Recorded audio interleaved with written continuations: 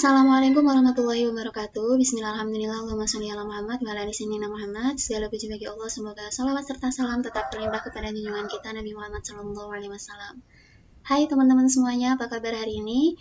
Mudah-mudahan selalu sehat, selalu baik, selalu berbahagia, selalu dalam lindungan Allah, dan senantiasa bersemangat untuk apapun yang sedang kita hadapi hari ini. Baik teman-teman, kali ini kita akan belajar bersama, akan membahas bersama tentang soal PPK di tahun 2021 ini ya. Kemarin tanggal 13 September dilakukan ujian PPK untuk yang pertama kalinya. Selamat untuk yang sudah lulus PG, akan tetapi untuk yang belum tetap semangat. Insya Allah masih ada dua kesempatan untuk teman-teman semuanya. Semangat ya. Oke teman-teman, ini adalah lanjutan dari materi sebelumnya ya. Langsung aja. Di sini kita akan membahas tentang talak. Nah, talak ini ada beberapa macam, dilihat dari beberapa sudut pandang. Nah, kalau dilihat dari lafal talak, itu ada dua, talak sarih dan talak kinayah. Dilihat dari keadaan istri, ada talak sunni dan talak bid'i. Kemudian dilihat dari bilangan talak dan kesan rujuk, itu ada talak raj'i dan talak bain. Kita bahas satu-satu ya. Yang pertama, lafal talak. Nah, talak sarih jelas dan nyata. Talak yang digunakan menunjukkan maksud talak secara jelas dan nyata. Contoh, lafal syarih, engkau diceraikan, engkau dilepaskan, aku ceraikan engkau, dan aku lepaskan engkau. Ini untuk talak sarih ya, jelas, maknanya jelas. Kemudian, talak kinayah atau kiasan. Lafal yang digunakan tidak menunjukkan maksud talak secara jelas, dan dalam masa yang sama boleh membawa kepada maksud lain. Contoh lafal kinayah, pergi jauh dari aku, kau dengan aku tidak apa-apa lagi, dan kembali kepada keluarga kau. Nah, ini secara kiasan ya, teman-teman. Kadang antara suami dan istri itu tidak menyadari bahwa kata-katanya ini mengandung talak. Nah, tapi ini kemudian nanti akan dibahas lebih lanjut bahwa talak yang itu berisi kiasan itu dengan niat ataukah dengan tidak ada niat talak, nah itu nanti mempengaruhi hukum dari talak itu sendiri. Untuk hal tersebut, itu akan dibahas di bab lain ya, teman-teman. Oke, lanjut kemudian untuk keadaan istri, itu ada talak sunni, talak yang bertepatan dengan syarak, sesuai dengan syarak, maksudnya ketentuan agama dan sunnah. Hukumnya harus syarat talak sunni, istri yang dijatuhkan talak sudah pernah disetujui, istri dalam keadaan suci dari haid dan nifas. Kemudian talak bid'i, talak yang menyalahi ketentuan agama dan syarak serta hukumnya haram. Suami menjatuhkan talak ke atas istri ketika haid atau nifas, memudaratkan istri karena tempoh iddah menjadi panjang. Haram menjatuhkan talak selepas istri disetujui karena berkemungkinan istri mengandung, namun begitu talak tetap jatuh. Ya.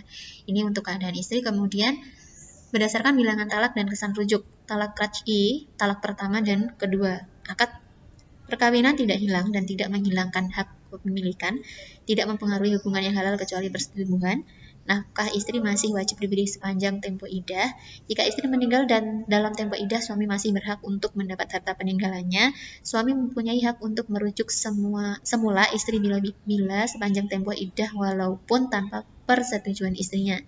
Jika tempo iddah telah habis, maka tidak boleh rujuk semula.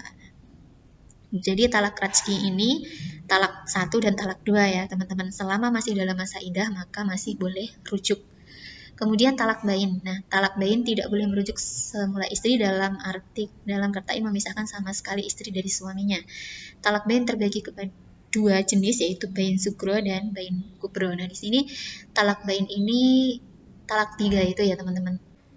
Talak bain terbagi dua, yaitu bain sugro kecil, kubro besar. Talak bain sugro kecil adalah perceraian yang disebabkan oleh gugatan cerai oleh istri, sehingga suami tidak boleh rujuk pada istri selama masa iddah. Nah, jadi selama masa iddah itu tidak boleh rujuk, teman-teman. Kemudian ini boleh dirujuk setelah masa iddah, namun dengan akad nikah yang baru, berarti nikah ulang ya, teman-teman. Kemudian kubro. Nah, di sini talak bain kubro besar adalah talak di mana suami tidak boleh rujuk kepada istrinya sebelum istrinya menikah dengan laki-laki lain. Lalu laki-laki tersebut menceraikannya, baru boleh kembali menikah dengan suami terdahulunya. Talak bain terjadi pada talak 3. Nah, jadi ini suami-suami hati-hati ya, kalau talak menalak, kalau sampai ketiga maka harus merelakan istrinya menikah dengan orang lain dulu, baru bisa kamu nikahi. Oke ya, itu dia tentang talak teman-teman. Kita lanjut ke materi berikutnya. Macam-macam metode dakwah. Nah, dakwah fardiyah adalah dakwah yang dilaksanakan oleh pribadi-pribadi kaum muslim dengan cara komunikasi antar pribadi atau seseorang kepada beberapa orang dalam jumlah yang kecil dan terbatas, terjadi tanpa persiapan. Contoh, menasihati teman bekerja, teguran, ajakan sholat, mencegah teman berbuat buruk, memberikan pemahaman tentang Islam kepada seseorang, dan lain-lain. Dakwah ammah adalah metode dakwah yang umum dilakukan oleh seorang juru dakwah, ustadz atau ulama, ditujukan kepada orang banyak. Contoh, pidato, ceramah, tausiah, khutbah. Dakwah bil lisan yaitu metode dakwah melalui perkataan atau komunikasi lisan speaking seperti ceramah, khutbah, atau dialog debat. Nah, jadi dakwah dengan dialog, dakwah dengan perdebatan, debat itu adalah dakwah bil lisan ya, teman-teman. Dakwah bil hal, dakwah bil qudwah yaitu metode dakwah melalui sikap, perbuatan, contoh atau keteladanan. Contoh, mendirikan sholat begitu terdengar azan, membantu kaum duafa atau fakir miskin, mendanai pembangunan masjid atau membantu kegiatan dakwah, mendamaikan orang yang bermusuhan, bersikap islami. Dakwah bitatwin, dakwah bil kolam, dakwah bil kitabah yaitu metode dakwah melalui tulisan seperti menulis artikel, buku, menulis di blog, status di media sosial. Dakwah bil hikmah artinya dakwah yang dengan bijak, persuasif, dan sesuai dengan kondisi atau keadaan objek dakwah mad'u. Dakwah bil hikmah merangkum semua metode dakwah sebelumnya.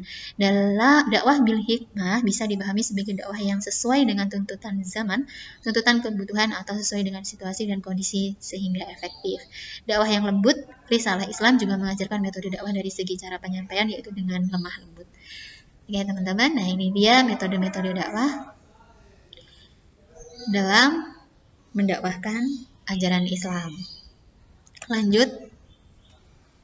Toleransi dalam Islam. Toleransi dapat diartikan sebagai sikap manusia agar saling menghargai dan menghormati terhadap perbedaan yang ada. Dalam agama Islam itu sendiri, toleransi disebut dengan tasamuh.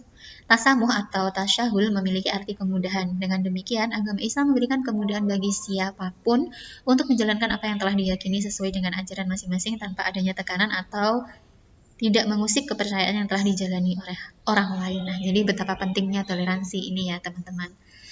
Kemudian lanjut, hadis. Hadis secara bahasa berarti berbicara, perkataan, percakapan. Hadis disebut juga sunnah. Secara istilah berarti segala perkataan, sabda, perbuatan, ketetapan, dan persetujuan dari Nabi Muhammad SAW yang dijadikan landasan syariat Islam. Fungsi hadis itu sendiri yaitu sebagai bayan at-takrir, mempertegas atau memperkuat hukum-hukum yang telah ditentukan. Contoh, kewajiban mengerjakan sholat 5 waktu, Al-Hajj, Quran Surat Al-Baqarah dipertegas oleh hadis Nabi tentang rukun Islam.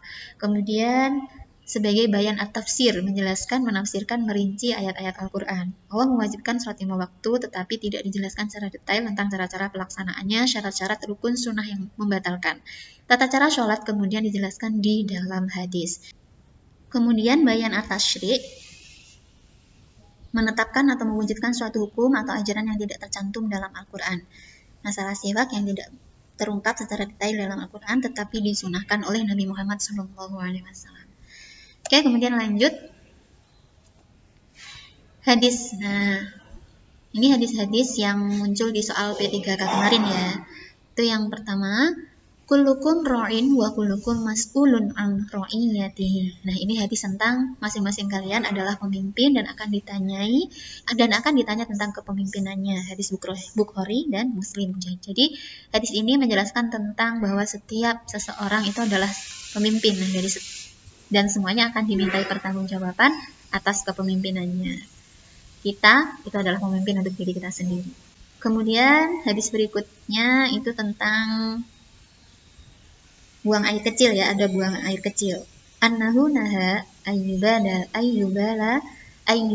fil ma'i kidin. Rasulullah SAW melarang kencing di air tergenang. Hadis riwayat Muslim nomor 281. Kemudian selanjutnya hadis tentang niat. Innamal a'malu binniyat wa innamal likulli imri'in ma nawa. Faman kanat hijratuhu ila dunya yusibuha aw ila amratin yankihuha fahijratuhu ila ma hajara ilaih. Sungguh perbuatan itu tergantung niatnya, dan sungguh bagi setiap orang akan mendapat balasan sesuai apa yang ia niatkan. Maka barang siapa yang hijrahnya untuk memperoleh dunia atau untuk wanita yang ingin dinikahinya, maka balasan hijrahnya itu sesuai dengan niat berhijrahnya itu. Hadis riwayat Imam Bukhari. Kemudian hikmah iman kepada qada dan qadar. Nah, qada dan qadar ini merupakan rukun iman yang ke-6 ya, anak-anak. Mendidik manusia agar sabar kepada ketentuan Allah, menjadikan manusia pandai bersyukur, memberikan ketenangan jiwa, melatih manusia agar tidak sombong, membiasakan manusia bertawakal kepada Allah, melatih manusia giat berusaha dan tidak berputus asa. Semangat ya, teman-teman. Oke, maaf itu ada suara sedikit berisik ya. Kita lanjut aja. Kemudian sejarah perang Nabi Muhammad SAW. Dalam Islam terdapat 2 kategori peperangan. Itu ada peperangan syariah, adalah peperangan yang dilakukan oleh pasukan bala tentara Islam yang dikirim oleh Nabi SAW. Jadi peperangan yang di dalamnya Nabi tidak turut serta. Syariah ini pada masa itu terjadi 125 kali. Kemudian Ghazwah adalah peperangan yang dikunjungi oleh Nabi SAW, baik beliau ikut berperang maupun tidak. Ghazwah pada masa itu terjadi sebanyak 25 kali, dan Nabi SAW mengepalai Ghazwah hanya 9 kali. Nah, Ghazwah itu contohnya yaitu Perang Badar 17 Ramadan 2 Hijriah, Perang Uhud, Perang Handak, Perang Khaybar, Perang Mu'tah, penaklukan kota Mekah, Fath al-Makkah, Perang Hunain, Perang Taif, Perang Tabuk, dan Perang Widan. Kemudian kalau untuk syariah, itu syariah Hamzah bin Abdul Muthalib, syariah Ubaidah bin Haris, syariah Abdullah bin Jahsi. Nah, ini nama-namanya sesuai dengan pemimpin perangnya ya. Untuk syariah ini yang memimpin perang adalah para sahabat. Nah, untuk perang-perang ini, bagaimana perang Badar, Uhud, Handak, Khaybar, Mu'tah, insya Allah nanti kita bahas di pembahasan yang lain ya. Kita next dulu. Ya, terima kasih kita sudah berada di akhir materi. Terima kasih buat teman-teman yang sudah stay di channel ini. Mudah-mudahan Allah memudahkan, melancarkan, mensukseskan, dan memberikan hasil yang terbaik untuk apapun yang sudah teman-teman upayakan hari ini. Semangat ya untuk apapun hasilnya. Oke, sekian dulu dari aku. Insya Allah nanti kita bahas materi-materi yang lainnya. Kita tutup dengan berdoa bersama-sama. Bismillahirrahmanirrahim. Subhanakallahumma wa bihamdika la ilaha illa anta astaghfiruka wa atubu ilaik. Jangan lupa klik tombol subscribe, like, share, dan komen. Wassalamualaikum warahmatullahi wabarakatuh. See you next video.